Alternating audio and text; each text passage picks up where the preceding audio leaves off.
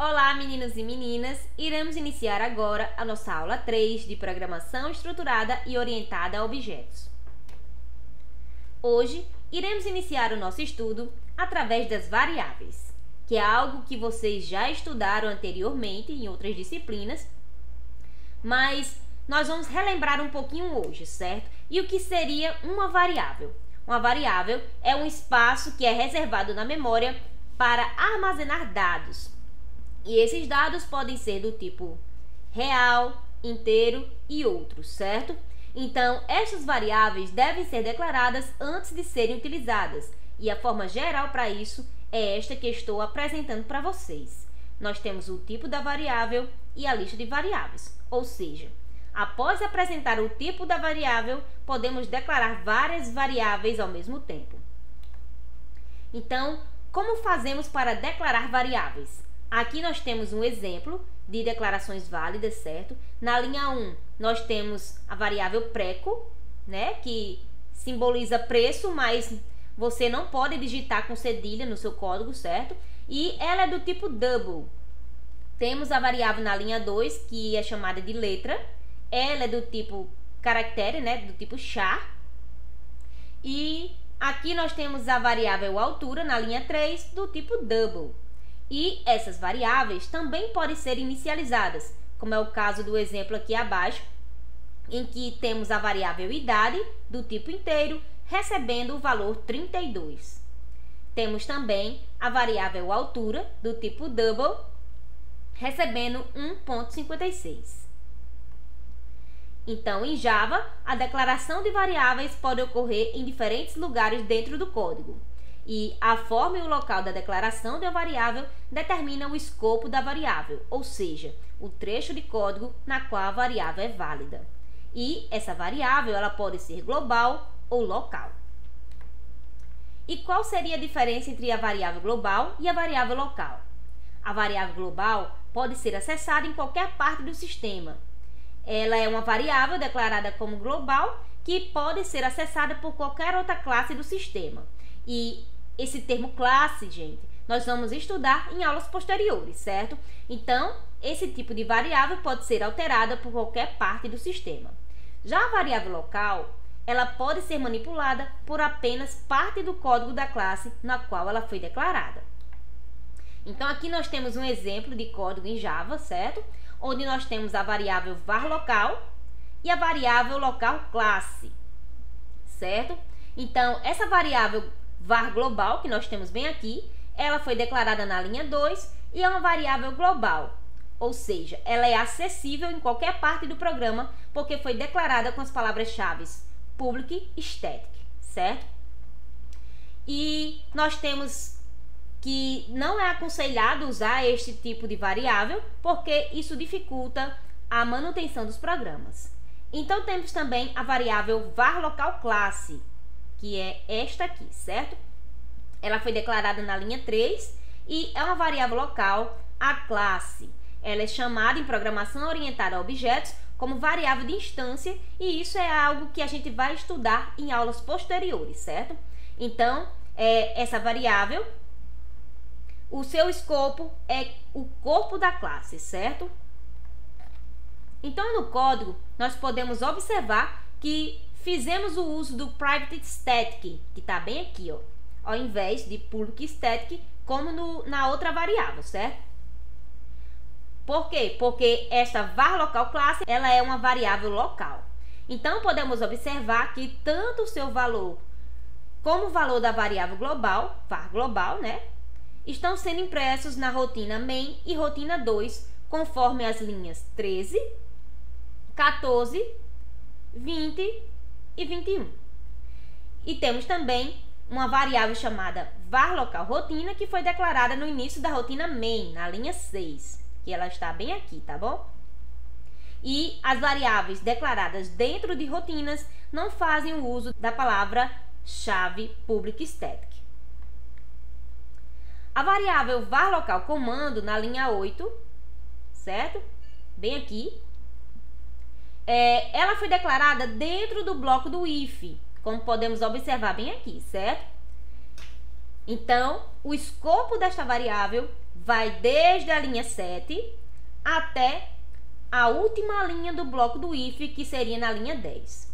Então, observe que não tem como ter acesso a essa variável na linha 12, que fica fora deste bloco do if.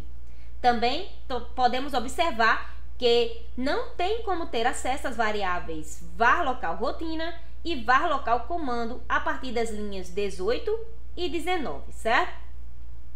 Pois o escopo dessas variáveis não se estendem a códigos de outras rotinas. Então, se removermos os comentários desses comandos, iremos ter um erro de compilação. E aqui nós temos as constantes, em que temos o conceito deste tipo, né, de dado. No caso aqui nós temos as constantes, que são valores fixos que não podem ser alterados durante a execução do programa. Para declarar uma constante em Java, adicionamos a palavra final a essa declaração, como nós temos aqui o exemplo, certo? O que muda realmente da declaração de constante para variáveis é a palavra-chave final, como podemos observar bem aqui, ó. Ela é constituída com a palavra final. E ela indica que o nome indicado é uma constante e não uma variável. E nós temos algumas regras que devemos seguir para definir nomes de variáveis e constantes, certo? Não podemos escrever de qualquer jeito. Então, para definir o nome das variáveis e constantes, devemos seguir algumas regras. O primeiro caractere deve ser uma letra, um underline, né, que é esse tracinho aqui, como se fosse um sublinhado, e o símbolo do cifrão. O restante do nome deve ser formado por letras, números, underline e o cifrão também. Não se deve usar espaço em branco nos nomes. Deve-se utilizar os nomes juntos, colocando a primeira letra de cada um dos nomes seguintes em maiúsculo, como nós temos o exemplo desta variável aqui, certo? Nome aluno, para representar o nome do aluno. E não se deve usar acentos nem cedilha, como no caso do exemplo anterior, que nós declaramos a variável preço. Lá tinha escrito preco, porque não podemos usar cedilha, certo? E nós temos também o operador de atribuição, que ele é representado pelo sinal de igual, certo? Então, ele possibilita atribuir um dado valor a um espaço de memória previamente declarado, que podemos chamar de variável, né? Como vocês já sabem. Então, é importante que o dado a ser armazenado seja compatível com o tipo da variável que vai receber a atribuição. Exemplo: variáveis reais podem receber valores reais inteiros, mas não booleanos ou textos, certo? Já as variáveis inteiras não podem receber um valor real, pois não tem como armazenar a parte decimal desse valor. Então, nós temos uma sintaxe para essa atribuição. Como eu falei, ele é representado pelo sinal de igual, né? Esse símbolo aqui. E nós temos esta sintaxe aqui. Do lado esquerdo do operador da atribuição, temos a variável que vai receber o valor. Do lado direito, temos o valor que será atribuído a esta variável. Ao final da linha de atribuição, deve-se colocar um ponto e vírgula para identificar o fim do comando. Então, pode-se fazer atribuições diretamente na declaração das variáveis, como no caso deste exemplo aqui, certo? No caso, a variável var local comando está recebendo o valor 10. E temos valores padrões para operadores de atribuição, certo? Então, ao declarar variáveis, podemos ou não inicializá-las com valores iniciais. No caso aqui do exemplo, nós temos que a variável x do tipo inteiro está recebendo o valor 10. Mas esta variável y, que também é do tipo inteiro, não foi inicializada. Então, qual o valor de x e qual o valor de y? Aqui no exemplo, nós já sabemos que o valor de x é 10. Mas quanto seria o valor de y?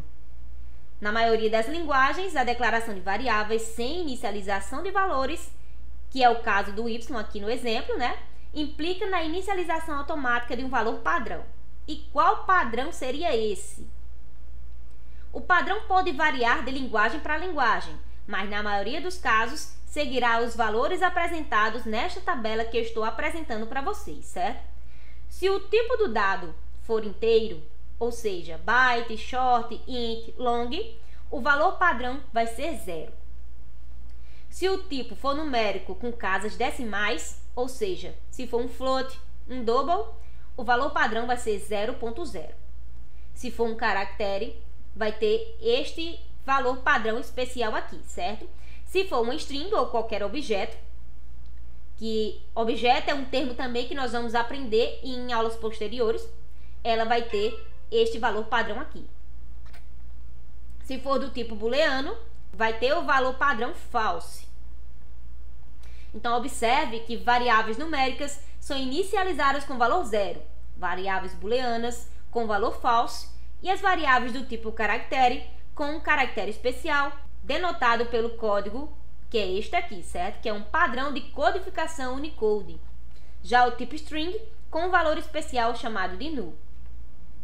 E aqui eu tenho uma atividade para vocês, em que eu quero que vocês declarem uma variável chamada letra do tipo char, declare uma variável chamada idade do tipo inteiro, declare uma variável chamada x do tipo inteiro e atribua o valor 10 para esta variável, e declare uma variável e atribua a ela um valor correspondente ao seu tipo, certo? E o que nós aprendemos hoje? Nós iniciamos o nosso estudo pelas variáveis, certo?